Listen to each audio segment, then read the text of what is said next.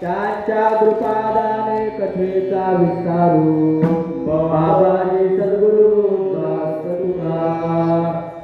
महायोग पीठे तटे भीमरथ्या वरम पुंडरिकाय दातु मुनीन्द्रेहि समागस्ततिष्ठन्तमानन्दकन्दम् परब्रह्मलिङ्गं भजे पाण्डुरङ्गम् कर्पूरगौरं करुणावतारं संसारसारं बुद्धदेवहारं सदा हृदयारविन्दे भवन् भवानी सहितं नमामि रोजवमारुततुल्यवेगं जितेन्द्रियं बुद्धिमताबलिष्ठं वातात्मजं महाबलवैभवं लीलां दूतं शरणं प्रपद्ये। ओम नमो ज्ञानेश्वरा करुणाकरा दयाळा तुमचा मुलभला पावन झालो चराचरी मी कलाकुसरी काही जने बोलता वचने भाविका एका जनाने त्याची आस पूर्वाधी घ्यावी घ्यावी माझी सेवा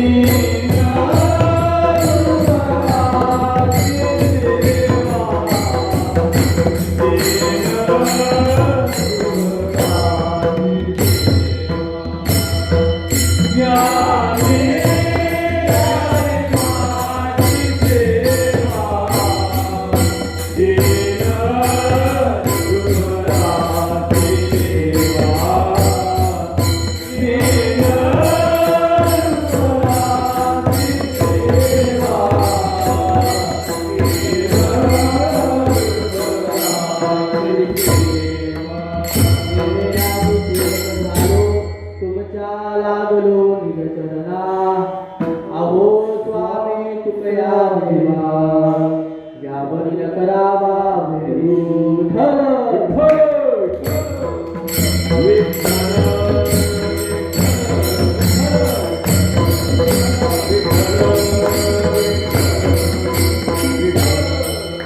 धन्य धन्य निवृत्ती देवा काय महिमा वर्णावा शिव अवतार धरून गेले त्रैलोक्य पावन। प्रस्तुत प्राप्त कीर्तन वृत्ती सेवेकरिता निवडलेला अभंग पैठण निवासी शांती ब्रह्मश्री नाथ महाराज यांचा 4 चरणाचा श्री विश्वगुरु निवृत्तीनाथ महाराजांचा महिमा गाणारा व श्री क्षेत्र त्र्यंबकचा महिमा सांगणारा अभंग सेवेकरिता घेतलेला आहे। विठ्ठल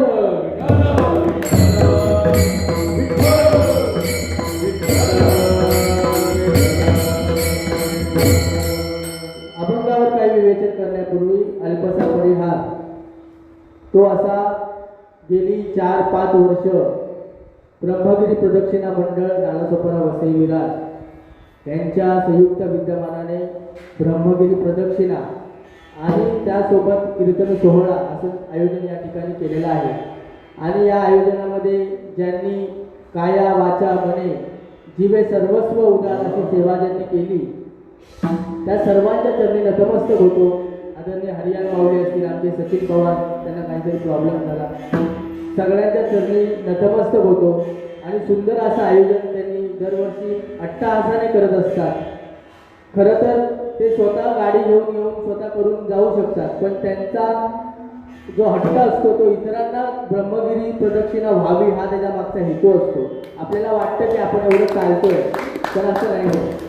आणि महत्त्वाची गोष्ट म्हणजे मी वारकरी संप्रदायाचा कुठलाही अभ्यास केलेला नाहीये, मी तुमचा लेकरू आहे। फक्त शिकण्याचं माध्यम म्हणून या वरिष्ठ मंडळींनी मला उभं केलेलं आहे, त्यामुळे वाणीमध्ये काही दोष आढळला तर आईच्या अंतःकरणाने माफ करा।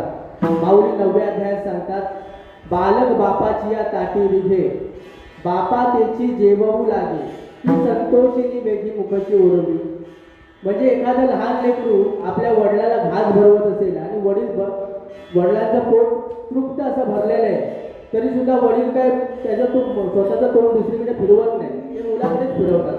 तसे या ठिकाणी जे ठाकलेले आहेत आदरणीय आमचे ज्येष्ठ गुरुबंधू आदरणीय योगेश महाराज बेर्डे, आदरणीय देसाई माऊली आणि आमचे सौंदळकर माऊली, या वरिष्ठ माऊलींच्या चरणी नतमस्तक होतो. आमचे पताकाधारी धावडे माऊली असतील, सगळ्यांचं नाव उल्लेख घेत नाही, विनेकरी आहेत, पखवाज वादक आहेत, दोघांच्या सर्वांच्या चरणी नतमस्तक होतो. आणि माऊली जसं चिंतन करून घेतील त्याप्रमाणे अल्पमतीने चिंतन करण्याचा प्रयत्न करतो. अजून एक ओवी सांगतो, तैसा मी एक तुम्हा प्रती चावटी करीत असे बाळमती की संतोषी जी ही जाती प्रेमाची असे या न्यायाने सर्वांनी श्रवण करा. आणि काही दोष आढळला तर मनावर घेऊ नका.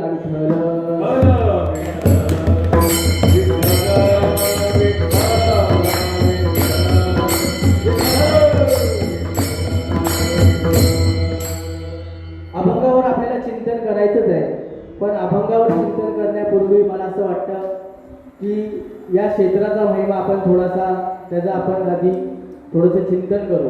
पण सर्वांना महिमा माहिती आहे, तरी सुद्धा कोणाला माहिती नसेल, आणि जरी माहिती असला तरी क्षेत्राचा महिमा वारंवार जरी आपण श्रवण केला किंवा गायला तरी त्याचं पुण्य हे वाढतच असतं, ते काही कमी होत नसतं. त्यामुळे या क्षेत्राचा जो इतिहास आहे तो थोडक्यात सांगण्याचा प्रयत्न करतो. हे त्र्यंबक क्षेत्र हे खूप जुनाट आहे आणि याचा खूप मोठा असा इतिहास आहे. या ठिकाणी मोठा दुष्काळ पडतो आणि सगळे झाडं मरतात, लोक अन्न करून मरायला लागतात. आणि अशा अवस्थेमध्ये जे या ठिकाणी ऋषीमुनी जे राहत होते त्यांना खूप कष्ट उचलायला लागतात. आणि मग त्यामध्ये गौतम ऋषी नावाचे एक मोठे असे साधू होऊन गेले. त्यांनी या ठिकाणी तपश्चर्या केली आणि इंद्राला प्रथम प्रसन्न करून घेतलं. आणि इंद्रदेवाला सांगितलं की या ठिकाणी तुम्ही पाऊस पाडा. पण इंद्रदेवाने सांगितलं की या ठिकाणी पाऊस पाडता येणार नाही, कारण की पाऊस पडायला अजून वेळ जो या जागेची जी गोष्ट आहे ती पूर्ण व्हावी लागेल. तुम्ही एक काम करा, हाताने खड्डा खोदा, त्या खड्ड्यामध्ये मी अक्षय जल स्थापन करेन. अक्षय जल म्हणजे कधीही न संपणारं जल. आणि त्या ठिकाणी गौतम ऋषी हाताने खड्डा खोदतात आणि इंद्रदेव त्या ठिकाणी अक्षय जल देतात. आणि पाणी नसल्यामुळे त्या अक्षय जलावरती तुडुंब इतर जे ऋषीमुनी असतात त्यांची गर्दी व्हायला लागते, त्यांच्या ज्या धर्मपत्नी असतील त्यांच्या सगळ्यांची गर्दी व्हायला लागते. आणि असंच आपण मगाशी बघितलं, वरती गौतम ऋषींचा आश्रम होता, तिथे त्यांचा आश्रम होता आणि जे अक्षय जल आहे ते वरती आहे. तर त्या ठिकाणी गर्दी होते आणि जे गौतम ऋषींचे शिष्य मंडळी असतात काही त्यांच्याकडे, ते आणि इतर ऋषी पत्नी असतात त्यांच्यामध्ये वाद निर्माण होतो की आधी आम्ही पाणी घेणार, आधी आम्ही पाणी घेणार. आणि त्या वादातून ती सगळी मंडळी गौतम ऋषींच्या पत्नी अहिल्या मातेकडे जातात आणि सांगतात की तुम्हीच न्याय निवाडा करा, कुणी पाणी घ्यावं. आणि शेवटी अहिल्या माता त्या ठिकाणी त्या शिष्याला प्राधान्य देतात आणि त्याच्या इतर ऋषी पत्नी असतात त्यांचा अहंकार दुखावला जातो आणि ते आपापल्या आश्रमात जाऊन आपापल्या ऋषींना ही गोष्ट सांगतात. आणि ते जे ऋषी असतात इतर, ते एक कपट तयार करतात की गौतम ऋषींवरती आपण काहीतरी कपट करूया. खरं तर कपट म्हणता येणार नाही, कारण की या ठिकाणी जर कायमस्वरूपी गंगा अवतरण करायचे असेल तर ते सामर्थ्य फक्त गौतम ऋषींमध्ये होतं, हे इतर साधूंना माहिती होतं. आणि मग ते काय करतात, इंद्राचीच आराधना करतात, इंद्राला प्रसन्न करून घेतात. आणि इंद्र त्या ठिकाणी एक गाय अशी एकदम हडकुळी मरण पावेल अशी गाय त्या ठिकाणी गौतम ऋषींच्या शेतामध्ये सोडतात. गौतम ऋषींचं सामर्थ्य एवढं होतं की ते सकाळी भात लावायचे आणि संध्याकाळी काढायचे, इतका त्यांचा योग होता. आणि ती गाय जेव्हा समोर येते आणि गवत खायला लागते खुश, तर गौतम ऋषी फक्त एक आपली गवताची अशी पेंडी उचलतात आणि तिच्यावर भिडकावतात आणि तेच कारण होतं आणि ती तिथे मृत्युमुखी पडते. आणि मृत्युमुखी पडल्यानंतर जे ह्यांनी जे कपट तयार केलेलं असतं ते इतर ऋषीमुनी हाहाकार करायला सुरुवात करतात की तुमच्याकडून गोहत्या झाली, गोहत्या झाली.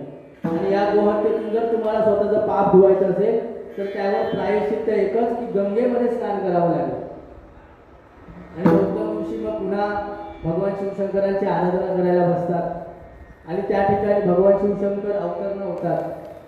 आणि भगवान शिवशंकर गौतम ऋषींना विचारतात काय हवंय, तर ते सांगतात की या ठिकाणी गंगा प्रवाहित करा. पण गंगा माता यायला तयार नसते. गंगा माता म्हणते की मी या ठिकाणी प्रवाहित होणार नाही, म्हणून जटा आपटली. गंगा माता भगवंतांना सांगते की मी यायला तयार आहे, पण तुम्ही या ठिकाणी ब्रह्मा विष्णू महेश असे तिघेही या ठिकाणी वास करणार असाल तरच मी प्रवाहित होईल. त्यामुळे हे 12 ज्योतिर्लिंगापैकी जे हे त्र्यंबकेश्वर क्षेत्र आहे ते असं आहे की त्याला ते खोलगट आहे. तिथे आतमध्ये 3 लिंग आहेत. ते ब्रह्मा विष्णू महेश असे 3 लिंग आहेत. आणि गंगा प्रवाहित होते. वास्तविक गौतम ऋषींकडून जी गोहत्या झाली होती ती गोहत्या घालवण्यासाठी गोदावरी अवतरण झाली. पण गोदावरीचं खरं नाव आहे गोवध हरी. ते कालांतराने अपभ्रंश होऊन त्याचं गोदावरी झालेलं. विठ्ठल विठ्ठल विठ्ठल विठ्ठल विठ्ठल.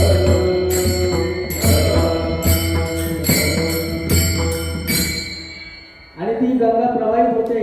आणि त्यानंतर गौतम ऋषी विचार करतात की हिला आता हिचा प्रवाह कुठे करायचा. तर हे जे आपण सकाळी कुशावरचं स्नान केलं त्या ठिकाणी ते चारी बाजूला कुश होतात आणि ते जे गंगेचं जल आहे ते स्थापन करतात, म्हणून ते अतिशय पवित्र आहे. कुशावरती करिता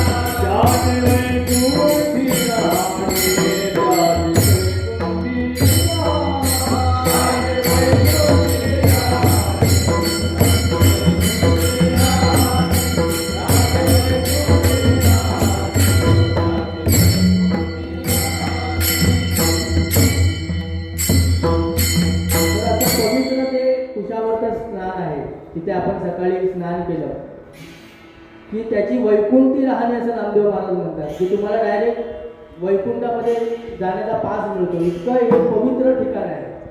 आणि अशा पवित्र ठिकाणी मी खरोखर काही तीर्थक्षेत्र असे असतात की तिथे आपण गेल्यानंतर एक भास निर्माण होतो की नाही भगवंतचा वास या ठिकाणी आहे.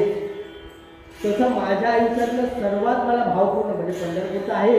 पण ज्यावेळेस मी पहिल्यांदा त्र्यंबकला आलो आणि आम्ही सगळी मंडळी वर गेलो, रस्ता विसरलो आणि जेव्हा जटा मंदिराकडे गेलो तर ती जी जागा आहे ती बघून असं खरोखर वाटतं की नाही भगवान शिवशंकर इथे उतरलेच असते.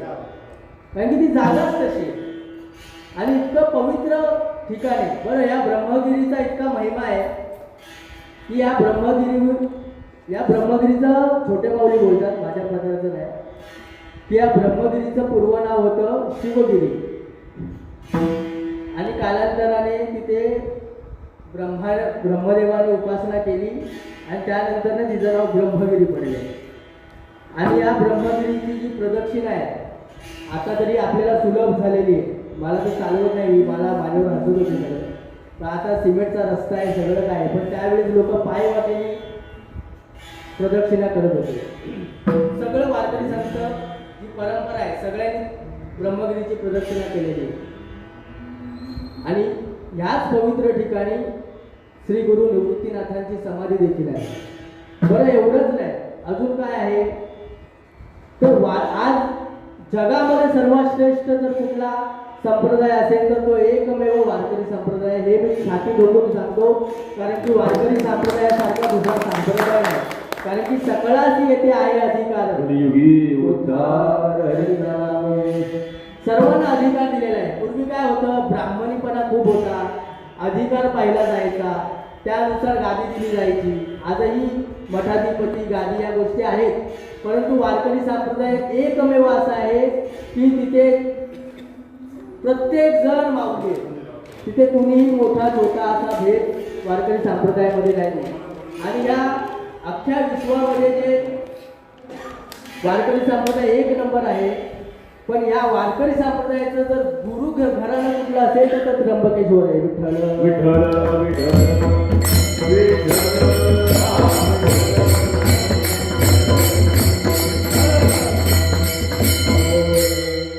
का गुरु घराणं सांगतोय मी? कारण की गुरु परंपरा सर्वांनाच माहिती आहे आपल्याला. आदिनाथ गुरु सकळ सिद्धांचा मच्छिंद्रलयाचा मच्छिंद्राने बोध गोरक्षा शिकला गोरक्ष बोलला गहिनीनाथांनी श्री गुरु निवृत्तीनाथांना जो ज्ञान दिलं ते याच ठिकाणी दिलेले आहे. आमचे सद्गुरू होते श्री रामदास महाराज पोटे. पोटे बाबांनी मुक्ताई नावाचा एक छोटासा ग्रंथ लिहिलेला आहे आणि त्या मुक्ताईमध्ये हे सर्व वर्णन त्यांनी केलेलं आहे. श्री निवृत्तीनाथ महाराज जेव्हा विठ्ठलपंत वास्तविक बघायला गेलं तर विठ्ठलपंत म्हणजे त्यांची अवस्था नव्हती प्रपंच करण्याची, आणि ते नाव बदलून रामानंद स्वामींकडे राहायला होते काशीला. आणि काशीच्या विश्वेश्वरांनी त्यांच्या स्वप्नामध्ये सांगितलं की बाबा या माणसाला तू त्याच्या घरी पाठव. का तर ह्याच्या पोटी 4 देव जन्माला येणार आहे. आणि हे जे तेव्हाचे आळंदीकर होते, संन्यासाची पोरं म्हणून जेव्हा माऊलींना त्यांच्या मुलांना जेव्हा त्रास द्यायला सुरुवात केली तेव्हा विठ्ठलपंत सहकुटुंब या ठिकाणी ब्रह्मगिरीची प्रदक्षिणा करायला आले. आणि ब्रह्मगिरीची प्रदक्षिणा करत असताना गहिनीनाथांनी वाघाचं रूप धारण केलं.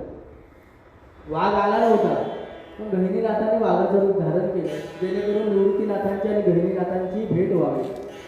आणि त्या ठिकाणी वाघाने डरकाळी फोडल्यानंतर मुक्ताई अवधी 4 वर्षाची होती. श्री गुरु निवृत्तीनाथ महाराज 11 वर्षाचे होते, माऊली 8 वर्षाचे होते आणि सोपान काका साधारण 6 वर्षाचे होते. 2-2 वर्षांचा त्यांच्यामध्ये हे होता. आणि रुक्मिणी आईसाहेब आणि विठ्ठलपंतांनी हाताला येईल ती पोरं घेतली आणि पळायला लागले, परंतु निवृत्तीनाथ महाराज उलट्या दिशेने पळायला लागले. आणि त्यांना असं वाटलं की निवृत्तीला वाघाने धरलं.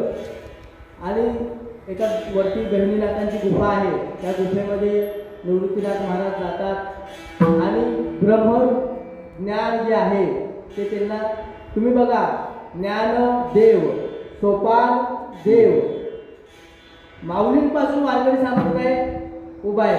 परंतु माऊली काय म्हणतात, निवृत्तीने दिधले मारे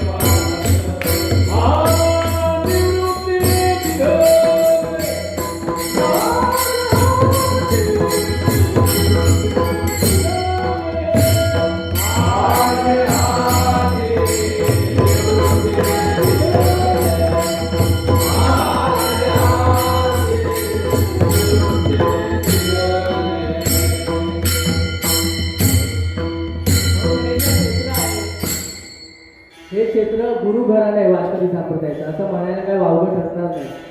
कारण की ही जी ज्ञानाची गंगा प्रवाहित झाली, गोदावरी तर प्रवाहित झाली, परंतु ज्ञानाची गंगा ही या क्षेत्रातून प्रवाहित झाली.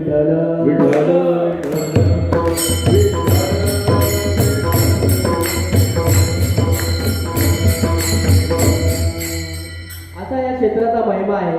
बऱ्याचशा कथा आहेत, सर्व कथा सांगता येणार नाहीत, म्हणून थोडक्यात जे ज्ञात होतं ते सांगण्याचा प्रयत्न केला आहे. तर आज जो आपण अभंग घेतलाय, धन्य धन्य निवृत्ती देवा काय महिमा वर्णावा. श्री नाथ महाराजांचा 4 चरणाचा हा अभंग आहे. या क्षेत्राचे बरेचसे अभंग आहेत, परंतु ह्यामध्ये निवृत्तीनाथांनी एक महिमा सांगण्याचा प्रयत्न केलेला आहे नाथ महाराजांचा. तर संतांचा काय महिमा आहे? खरं तर या अभंगाचा जर आपण विचार केला तर नाथ महाराज म्हणतात काय महिमा वर्णावा. म्हणजे नाथ महाराजांनाच प्रश्न पडलाय. बरं, नाथ महाराज काय साधे आहेत का? कावडीने पाणी जागरी चक्र पाणी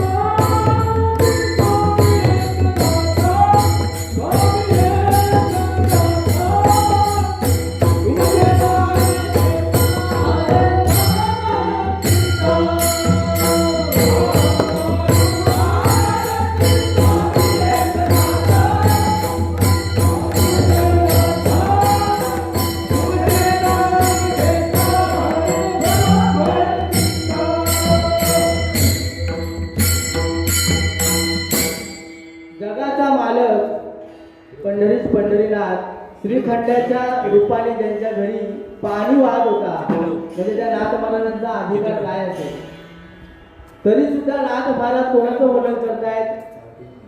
तर निवृत्ती महाराजांना धन्यता देत आहेत. वास्तविक धन्यता कधी मिळत असते? तर काहीतरी आपलं तसं हे असावं. निवृत्तीनाथ महाराजांचं जर आपण चरित्र बघितलं तर आत्ताच्या भाषेमध्ये पडद्यामागचे कलाकार असं म्हणता येईल. कारण की सर्व जे होतं ते माऊलींना समर्पण करून दिलं. आज मला सांगा, माऊलींचा जेवढा उदो आहे तेवढा निवृत्तीनाथ महाराजांचा आहे का? मगाशी मी तिथे गेलो, समाधीला मिठी मारली. म्हणजे माझ्या मनात तोच विचार आला की आपण पालखी सोहळे जरी बघितले तरी माऊलींचा पालखी सोहळा आणि निवृत्तीनाथ महाराजांचा जर पालखी सोहळा जर आपण तुलना करायची झाली तर निवृत्तीनाथ महाराजांनी इतकं भावासाठी समर्पण दिलंय की सगळं म्हणजे नावापासून एकदम लांब राहिले निवृत्तीनाथ महाराज, म्हणून त्यांचं नावच निवृत्ती आहे. आमच्या पोटेबाबांचे जे मुक्ताई पुस्तक आहे त्यामध्ये पोटेबाबांनी लिहिलेलं आहे की जसं माऊलींनी ज्ञानेश्वरी लिहिली, चांगदेव 65 लिहिली, अमृतानुभव लिहिला, तसं निवृत्तीनाथ महाराजांचा पण एक ग्रंथ होता, वृत्तीबोध नावाचा एक निवृत्तीनाथ महाराजांनी ग्रंथ लिहिला होता. पण कालांतराने तो म्हणजे त्याची जी हस्तलिखित होती ती लोप पावली. कदाचित माझं असं मत आहे की वृत्तीबोध हा ग्रंथ जर निवृत्तीनाथ महाराजांनी लिहिला आहे तर माणसाची वृत्ती नाहीशी करणाराच ग्रंथ असेल, म्हणून देवाने तो लोक पाहून घेतला असेल, असं माझं वैयक्तिक मत आहे. कारण की माऊलींचं सामर्थ्य, ज्ञानाचा सागर सखा माझा ज्ञानेश्वर, असं माऊलींचं आपण वर्णन करतो, पण त्याचं मूळ ज्ञान हे निवृत्तीनाथ महाराज आहे. म्हणून निवृत्तीनाथ महाराजांना दातार म्हटलेले आहे. आणि म्हणूनच नाथ महाराजांना प्रश्न पडलाय की काय महिमा वर्णन करावा. वास्तविक बघायला गेलं तर संतांचा महिमा गाण्याची किंवा संतांचा महिमा वर्णन करण्याची आपली कुवतच नाही, आपली बुद्धीचं तेवढं सामर्थ्य नाही. बरेच संतांचा महिमा सांगता येईल. संतांचा गुण महिमा आहे, संतांचा नाम महिमा आहे आणि संतांचा स्वरूप महिमा आहे. स्वरूप महिमा कोणता? सच्चिदानंद मूर्ती पाय दाखविला.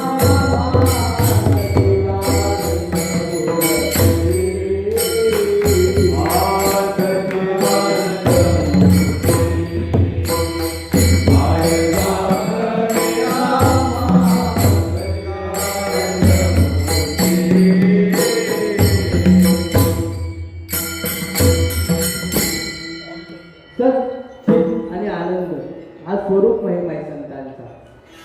नाम महिमा कोणता आहे? निवृत्ती निवृत्ती म्हणता पाप दुरे चित्ती किंवा ज्ञानदेव म्हणता माया गेली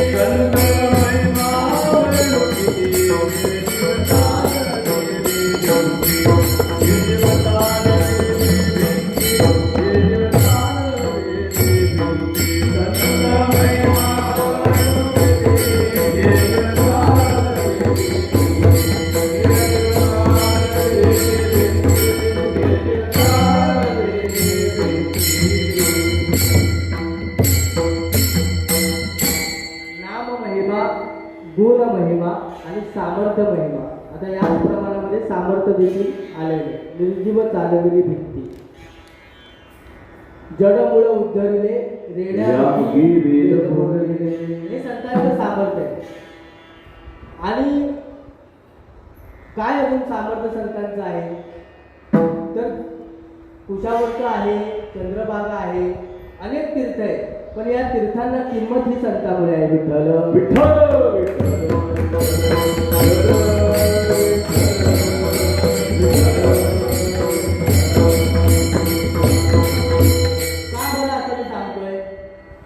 कारण की मला सांगा, आपण आळंदीला जातो, इंद्रायणी एवढी आता या कंपन्यांनी वाट लावून ठेवले तरी सुद्धा आपण मनोभावे इंद्रायणीमध्ये स्नान करतो की नाही? आता मगाशीच आमचे महाराज सांगत होते की मोठे माऊली अजूनही इंद्रायणीचं पाणी पितात. म्हणजे इतकं आपण पावित्र्य त्या तीर्थाबद्दल आपल्या मनात आहे.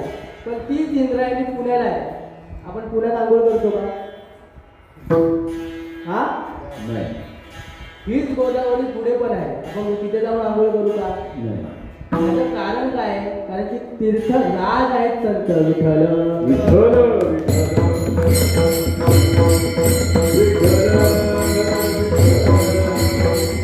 सकळ हे तीर्थे निवृत्ती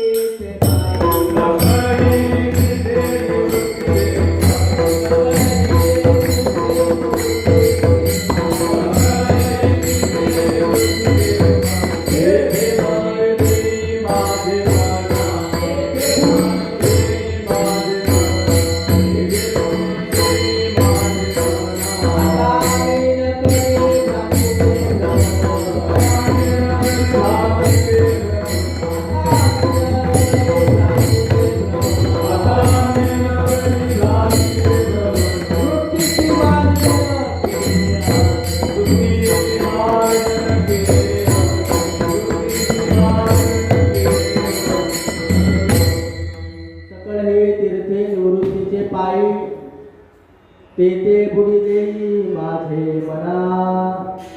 देव म्हणते, साक्षात माऊली म्हणते. एका नव झाला तरंग बुडाला, तैसा देह झाला ब्रह्मरूप. पाप रखमा देवीवर विठ्ठले नवलपय केले, तारू हरपले मृगजळ. असं माऊली स्वतः निवृत्तीनाथ महाराजांचा महिमा सांगताय.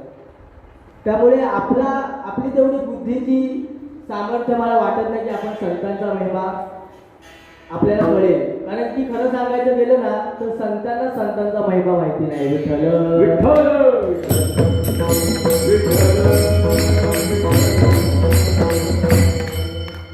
आता तुम्ही म्हणाल संतांना संतांचा महिमा कसा माहिती नाही म्हणून. जसं आपण ती कथा ऐकतो की राम नाम लिहिल्यानंतर ती दगड पाण्यात तरली, परंतु रामाने जेव्हा नाम लिहून टाकलं तेव्हा तो दगड तरला नाही. तसंच संतांचा महिमा संतांनाच कळत नाही.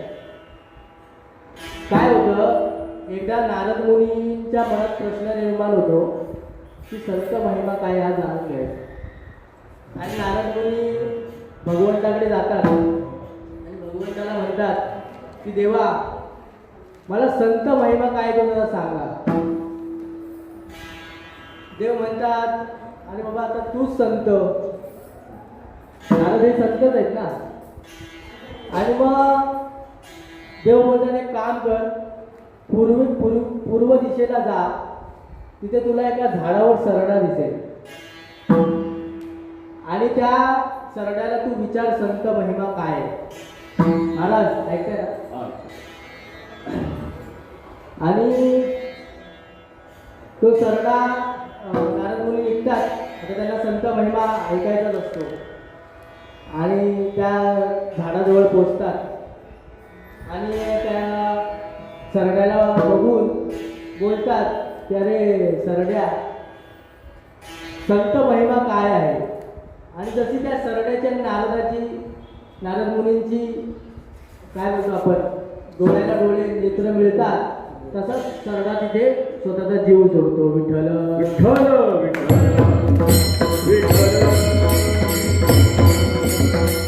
बरं सरडा मरतो आणि नारद मुनी पुन्हा देवाकडे येतात. देवाला म्हणतात देवा अहो मी त्याला विचारलं संत महिमा काय, तर त्या सरड्याने जीवच सोडला. बरं देव म्हणतात आता एक काम करा, आता पश्चिम दिशेला जा आणि पश्चिम दिशेला जाऊन एका झाडावर तुम्हाला पोपट दिसेल. त्या पोपटाला तुम्ही विचारा संत महिमा काय. नारद म्हणतात आता आपल्याला प्रश्न पडलायच ना काय जायला. नारायण नारायण करत निघतात परत त्या पोपटाजवळ जातात आणि पोपटाला म्हणतात हे पोपटा अरे संत महिमा काय असं म्हटल्यानंतर ना तो पोपटही मरतो.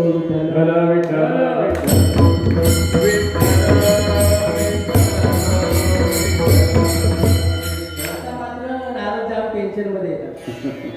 बोलतो मी संत महिमा काय विचारलं तर हे लोक जीवच सोडतात. आता पुन्हा नारद देवाकडे येतात. देवाला म्हणतात देवा अहो पोपट पण मेला. देव म्हणतात आता लास्ट शेवटचं एक काम कर. आता नारद म्हणतात आता कोणाकडे पाठवताय.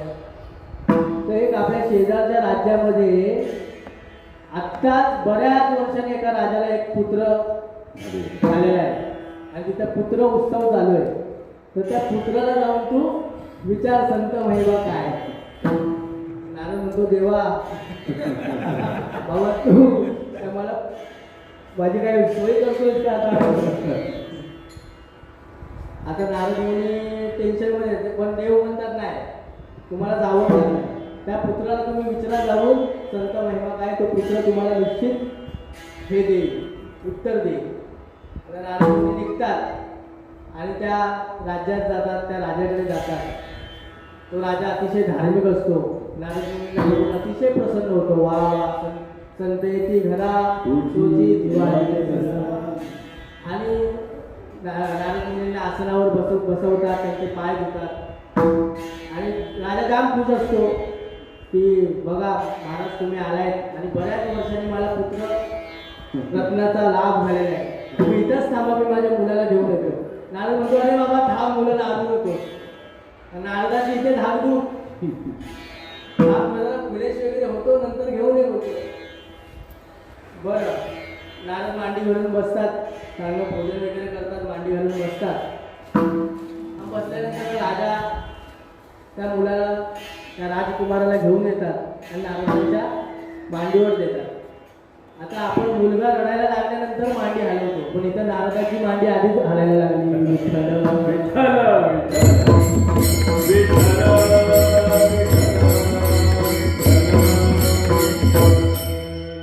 नारद त्या मुलाकडे बघून म्हणतात, बाबा मला काही प्रश्न पडलेला नाही, तू काही सांगू पण नको आणि मला काय ऐकायचं पण नाही.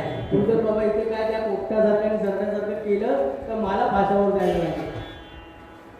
बरं, तो तरी सुद्धा तो मुलगा, म्हणजे ती काय म्हणतो आपण, ती आतली भाषा असते, शेवटी ते संत आहेत आणि त्या मुलांचा आणि नारद मुनींचा संवाद होतो. आणि नारद मुनी त्याला विचारतात की बाबा, देवाने आता तुझ्याकडे पाठवले, मी हे धारिष्ट करतोय, मला सांग संत महिमा काय आहे? तो मुलगा सांगतो, महाराज, अहो तुमच्या आणि माझी भेट झाली, तुमच्या आणि माझी नुसती नेत्राने एकमेकांची भेट झाली तर माझं सरड्याचं रूपांतर पोपटात झालं. पुन्हा तुम्ही माझ्याकडे आलात आणि मला भेटलात आणि तुमच्या आणि माझी पुन्हा फक्त तुमचं दर्शन झालं आणि पोपटाचा जन्म सोडून मला ह्या ब्रह्म अवस्था प्राप्त करून घेणारा नरदेह प्राप्त झाला, तो पण गरीबाच्या घरी नाही, राजाच्या घरी. अजून संत महिमा काय असतो?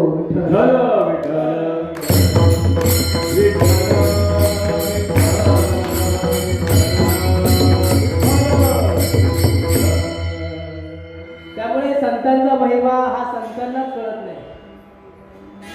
या मस्करीचा भाग आहे, असं काय खरोखर कथा आहे असं नाही, एक ही दंतकथा आहे. पण त्यातून सांगण्याचा उद्देश काय की म्हणजे त्यांचा महिमा गाण्याचं आपलं सामर्थ्य नाहीये, म्हणूनच नाथ महाराजांना प्रश्न पडलाय, काय महिमा वर्णावा अभंगाचा प्रथम. धन्य धन्य निवृत्ती देवा,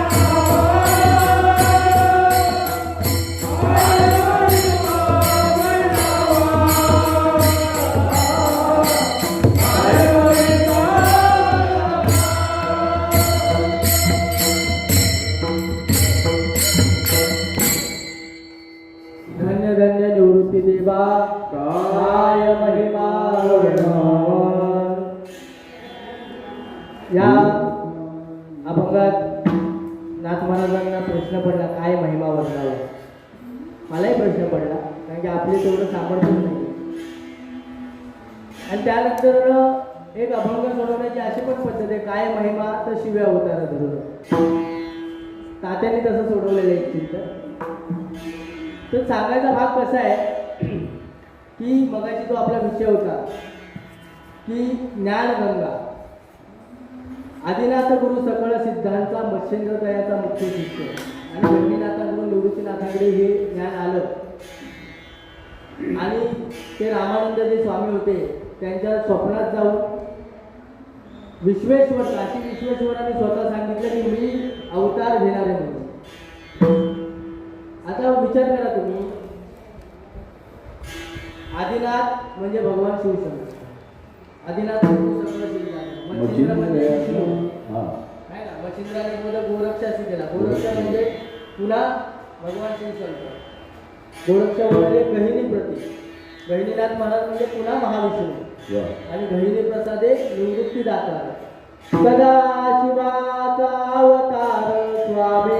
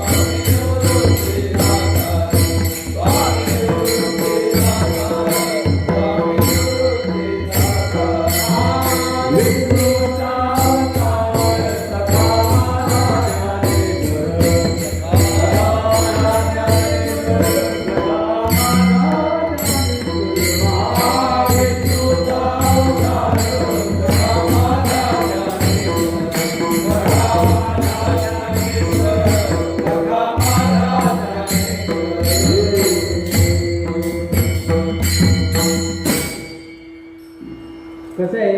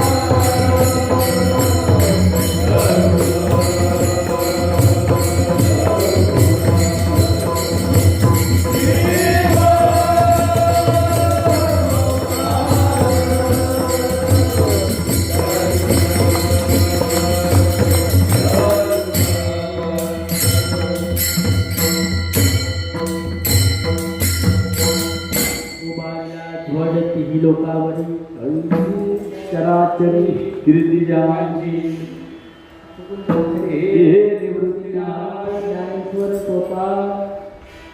बरं, निवृत्तीनाथांनी शिवावतार धारण केला, पण काय केलं सोबत त्रैलोक्य पावन केलं असं नाथ महाराज सांगतात.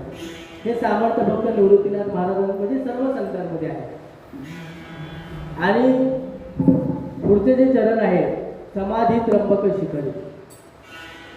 बऱ्याच जणांना असा प्रश्न पडतो की इतक्या लांब आळंदीवरून समाधी, जर आपण यांची समाधी पाहिली म्हणजे सर्व संतांची,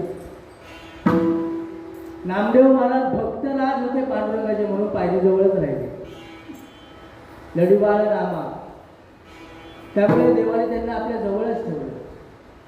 तसं माऊली ज्ञानेश्वर महाराज हे साक्षात महाविष्णूचा अवतार. आणि विशेष असं आहे की या चारही भावंडांची जिथे जिथे समाधी आहे तिथे तिथे भगवान शिवशंकर आहेतच. शिवपीठ हे जुनाट ज्ञानाबाई माऊलींचं आळंदीला आहे. सोपान काकांची समाधी सासवडला आहे. त्याचं कारण काय की सासवड हे ब्रह्माचं ठिकाण म्हणून मानलं गेलं की ब्रह्मदेवाने त्या ठिकाणी तपश्चर्या केली होती. आणि तिथेही मला वाटतं वटेश्वर ना, वटेश्वर त्या ठिकाणी आहे. आणि निवृत्तीनाथ महाराजांनी इथे समाधी का घेतली? ज्या वेळेस मी मगाशी म्हटलं विठ्ठल पंत आणि सहकुटुंब जेव्हा ते या ठिकाणी प्रदक्षिणा करायला आले, त्याच वेळेस त्यांनी मी या ठिकाणी समाधी घेईन हे ठरवलं होतं. विठ्ठल विठ्ठल विठ्ठल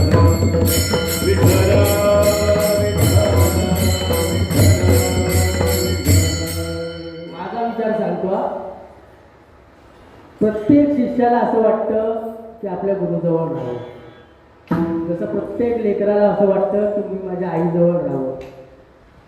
तसं निवृत्तीनाथ महाराजांनी इथे समाधी घेण्याचं कारण नंबर 1 भगवान शिवशंकर आणि नंबर 2 गहिनीनाथ विठ्ठल विठ्ठल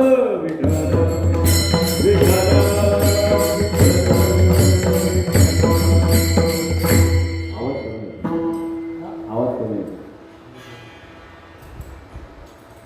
हॅलो.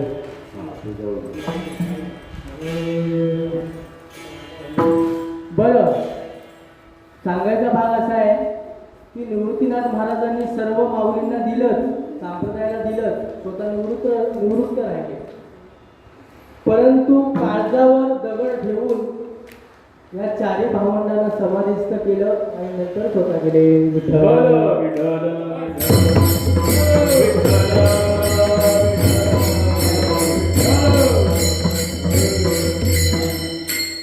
समाधीचा जो क्रम आहे तो असा आहे, मुक्ताईमध्ये जो बाबांनी लिहिला आहे. आधी माऊलींची समाधी, माऊलीनंतर सोपान काकांची समाधी, सोपान काकांनंतर चांगदेवांची समाधी. मुक्ताईंनी स्वतःच्या शिष्याला समाधिस्थ केलं आणि त्यानंतर काय प्रमाणे ते कडाडली बीज निरंजनी जेव्हा कडाळी बीज निरंजनी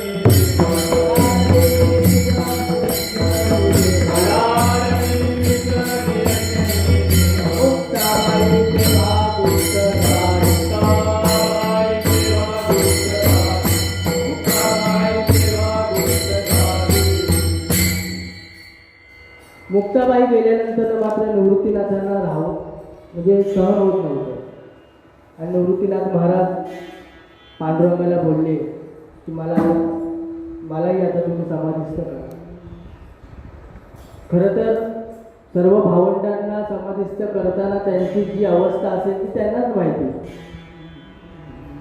सर्व ते तर जातातच आहेत, परंतु एक वडिलांचा एक म्हणतात ना, वडीलधारी जे असतात ते आधी सर्व आपल्या लेकरांना व्यवस्थित करतात आणि मग स्वतः जातात. तसंच निवृत्तीनाथ महाराज विठ्ठल पांडुरंगा परमात्माला बोलले. बरं, हे जेव्हा जेव्हा समाधी सोहळे हे चालू होते तेव्हा सर्व संत महंत ऋषी सगळे गण सर्व एकत्र होते. स्वतः पांडुरंग रुक्मिणी आईसाहेब निवृत्तीराज बैसले समाधी सुचित चिन्मय ज्योत उजळली पुंडलिके विठी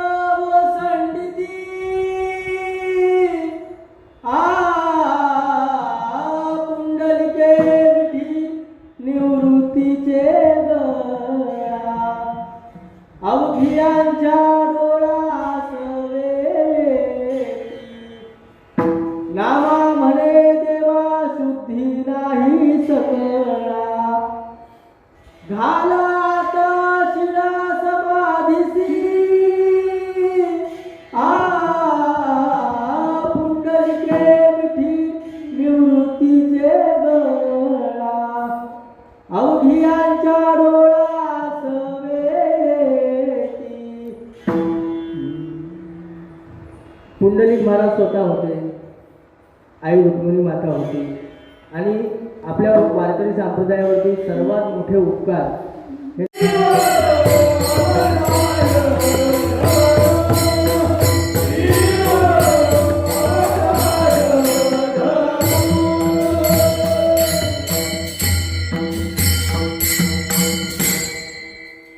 निवृत्तीनाथ महाराजांनी वयाच्या 11व्या वर्षी आपल्या समाधीचं स्थान निवडलं होतं. यावरून निवृत्तीनाथ महाराजांचं सामर्थ्य आपल्याला कळतं.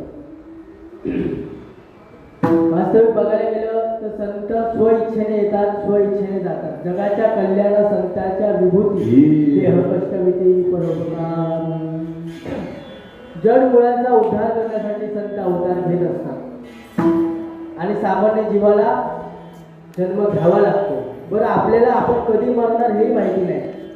किती जणांना माहिती आहे आपण कधी जाणार? आता माझं वय मला 32 आहे. मी 32 वर्ष कशी गेली मला कळालं नाही.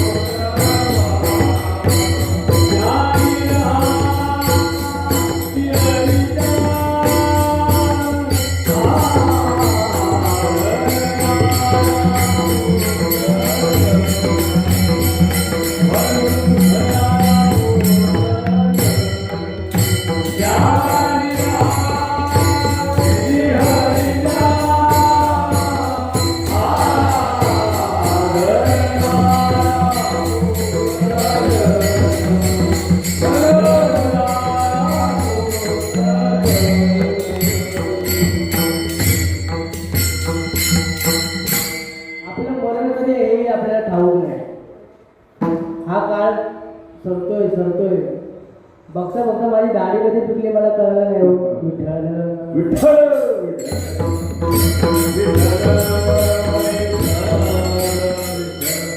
त्यामुळे संत हे स्वतःच्या इच्छेने समाधीस्थ होत असतात. आपलं ते सामर्थ्य नाही. निवृत्तीनाथ महाराजांनी समाधी घेतली. तो दिवस होता ज्येष्ठ वैद्य द्वादशी, तिसरा प्रहर. हे तर कोटेबाबाने लिहून ठेवले आणि 1219 काय आपण काय चांगदेव महाराज नाही मरण चुकवायला. चांगदेव महाराजांनी 14 वेळा यमाला फसवलं. 14 वेळा चांगदेव महाराजांनी स्वतःचं नावही बदललं. ती नावं मुक्ताईमध्ये लिहिले गेली बाबांनी.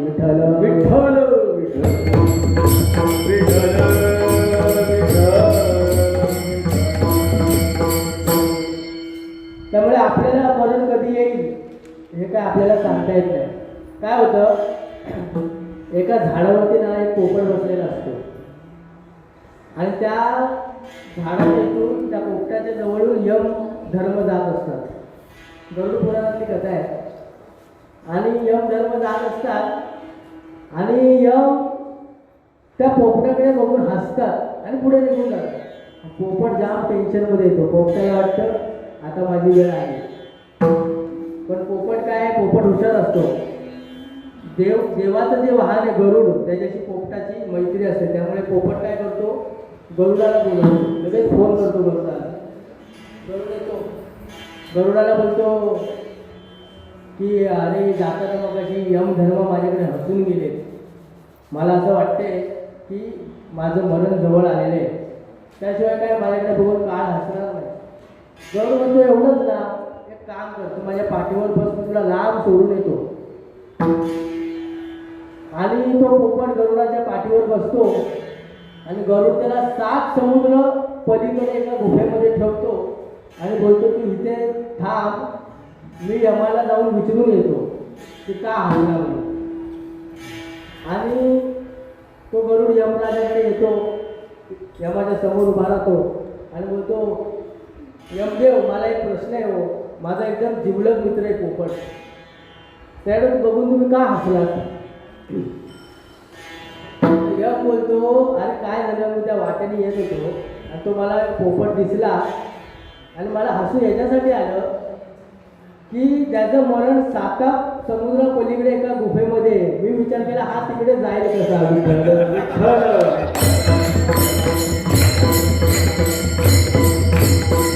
मरण कधी येईल कसं येईल हे आपल्या हातात नाही. त्यामुळे योग्य वेळी काय आई वडिलांची पुण्याई म्हणा की वयाच्या 32व्या वर्षी नारदाच्या गादीवर उभं राहण्यात मिळालं, अजून आयुष्यात दुसरं काय आवडायचं ठरलं.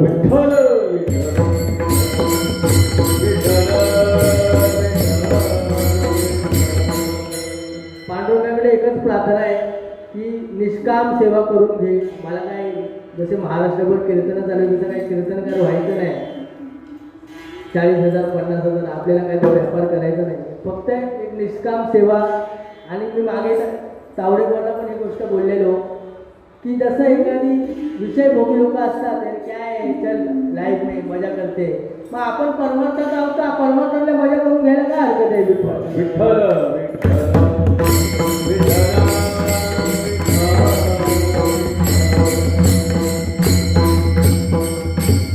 सर्वांनी एकदा हात वर करा आणि मनोभावे आपण भजन करू. विठोबा